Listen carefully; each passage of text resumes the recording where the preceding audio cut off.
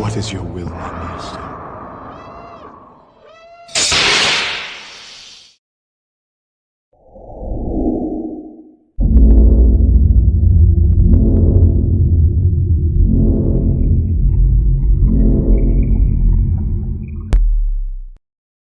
Hey, what's up, guys? This is a demo of my personal saber. I've done one of these before and did a demo on it for a customer, or for Darth Koopa actually. But this one is mine. It's the Darkness V3 from SP Sabers and Props and Pheonix Props. And it took me a little while to do this for myself because I did a little something different. Put a crystal chamber in this. But let's break it down first, right? It's installed a Proffie V3, or I'm sorry, V2. It's got CC Sabers in here for all the lit PCBs like I like to do. It's a 2-button setup. So some people like to have the activation back here and then the auxiliary right here on the pill switch. I swapped those out. I put the activation right here because this bottom pill section is actually a switch, not the top. So you got a switch here and then you've got a switch back here. I make this the auxiliary because it sticks out a little bit more. It's a little bit easier to press. It feels more comfortable when you're holding it in your hand like this. So that's my, that was my take on it. So that's what I did for myself. Activation, auxiliary. This saber handle is held on with 3 bolts, but I don't have them in right now. There are 3 screws. You've got one here, here, and here. So you take all 3 of those out. Once you do that, you can take this handle and slide it all the way out just like that. And then before we go over the chassis, one more thing, you can take the shroud off because once you take the handle off, if you can see that, the shroud is kind of loose. So what I have to do is come back here on the auxiliary button, and this is actually put on with a magnet. So I just take a pair of tweezers, pull that switch right off just like that. You see a magnet right there. Hopefully you can see that. Put that off to the side. Once you do that, you can take the shroud and you can slide it all the way off, just like this.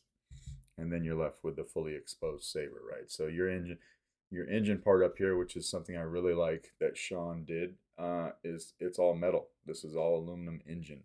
Same thing with the engine on the pommel of this handle. That's all aluminum too. So very sturdy. Not comparing this to any other sabers, just going over this one, right? So this one is super sturdy. And then here is the crystal chamber that I put in it, and this is what took me a while. So I did design this chamber, but I couldn't print it myself because I wanted it in metal. So I sent it off to get printed in steel. And that's what it looks like right there. It takes a very small quartz crystal, very small, probably like that big, but I was able to get one in there. I could have had a bigger chamber had I gone with an 18650 battery, but I wanted to stick with a 21700 battery because there's 4 different blades on this guy pretty much. You've got your main, your 2 quillions, and your crystal chamber. So I wanted that battery life, and so that is why I went with the size of the chamber that I did. And I'll light that up here in a second. Of course, I got my Proffie board right here. This is adheres down to the shelf, and it will be for others that I do. So when you buy this saber, you have the option to purchase the chassis that I designed for it from Sean, and it looks like this. This one's in the process of getting wired because I know I've got a few coming, and I had this extra chassis, so I'm trying to do some prep work. But it looks like this, right? So it's basically the same, just no chamber, and it goes, and it goes right here like that. So that's what that looks like, but same battery, same board placement, everything in the back is the same. I just came up here and I shrunk this down a little bit. So that's what that looks like. But this board is adheres down to the shelf because you can get to your SD card and your micro USB. You can do everything. You can take your SD card out. You can do everything with the board right there. Sometimes I will put LEDs in these side vents. That's what I designed them for. But because I've got a crystal chamber in this one, I forewent the LEDs, but I did put, I've got LEDs in this one. You can see those underneath the vents there. So that's what I did there. So I'll light that chassis up, but instead I'm lighting the chamber up on this guy. This does take, like I said, a 21700 removable battery. 28mm Smuggler's Outpost Elite speaker. And then I like to put my kill switches up here next to the board. You know, it's mainly because I've never seen anyone else do it. They usually put them over here next to the battery. And, you know, I thought this was a cool idea, and I try to do this when I can. And it's just as easy to press or flip back and forth from right there. So we'll take a battery and put it in. I got to find the battery. There it is. I've only got 2 sound fonts on here. I've got Dyad Kylo, and then I forget what the other one is. I think it's Rule of 2. But this should fire up on Dyad of Kylo when I put this battery in. Battery fits in here super snug, like it's, you know, like it was designed to do. And then when we flip the kill switch, I know the rest of your story. turn this light off, and that's my crystal chamber. So it's lighting up really well. That small quartz in there lights up very well. All right, so if we turn this on, we got all of our LEDs firing up.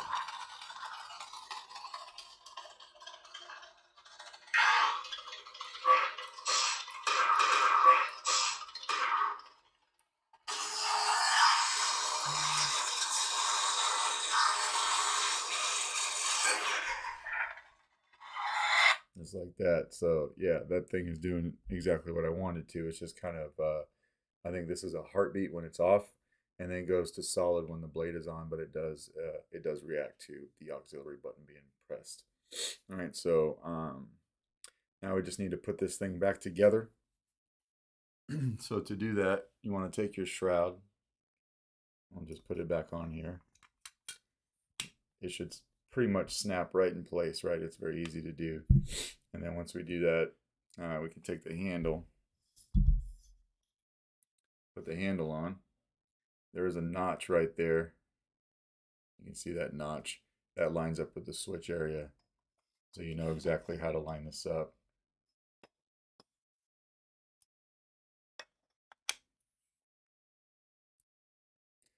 I usually cut that right there, right? So it's easy to take off. So we'll just take that, shove it back in there, and then I'm going to put these 3 bolts on real quick, and I'll be right back. It wasn't, or these 3 screws. It doesn't take long to do.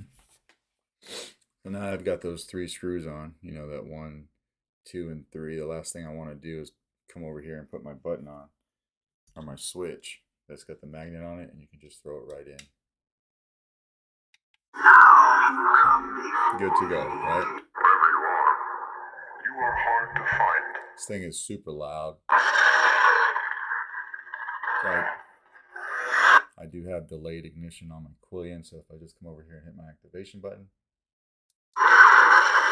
you see that delay. That speaker is sitting about right here or so there's lots of room for sound resonance. It sounds really nice.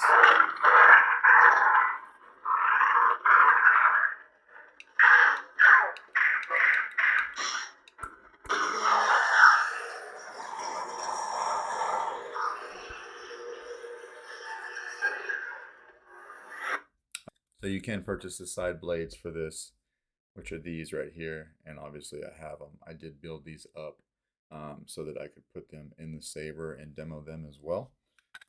So I'm going to do that real quick, and then I'll come right back with all the 3 blades installed in this guy, because it does take a little bit to do. So I got all the side blades in here now, or I got the 2 side blades obviously, and the main blade, 1-inch diameter NeoPixel. And then as far as the blade retention screws go, these 2 pieces come off. It's like you've got this side shield here on the bottom, or this bottom shield, and then you've got this main piece right here. You can twist those if you need to. I got mine exactly where I wanted them, so that I could twist this and I could put my blade retention screws on the side right in the back. And then I drilled and tapped my own 832 grub screw right here for blade retention, and I put that in the back. That'll be different for, you know, whoever does it, or like whatever your preference is. There is a hole right here in the front on the side, very low profile, so that can be tapped out for a blade retention. I did not want to use that because it's in the front, so I thought I would just, you know, since I had 2 of them on the back anyway, I would just utilize the back, and I'd put a third one here for the main blade and keep everything on one side so that we wouldn't affect any aesthetics on the front of the saber, right?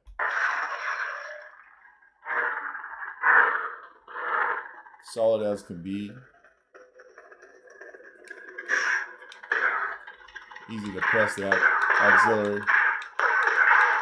Oh yeah, once you got this thing all fired up and put together, I mean, I'd have no problem dueling with this.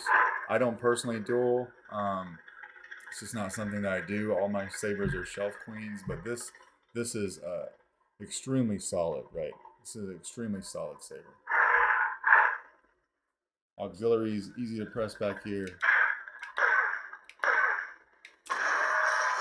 Your blade lock up.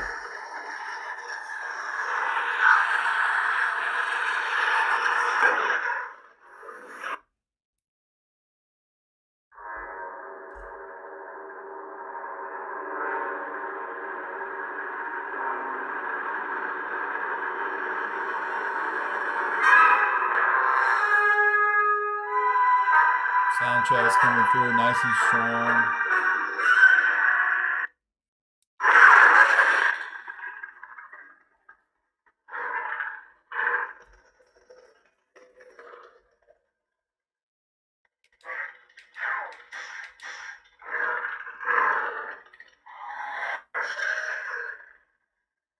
Right.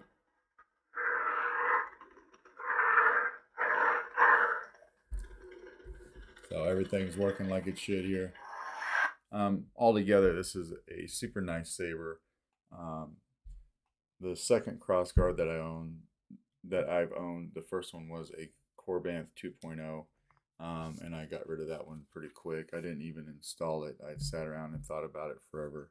I had done 2 of them for other people, and just it wasn't something that I liked. So I got rid of that one, and I hadn't picked up another one for myself until this one came out. And I swooped it up. Let me take these out real quick, and I'll be right back.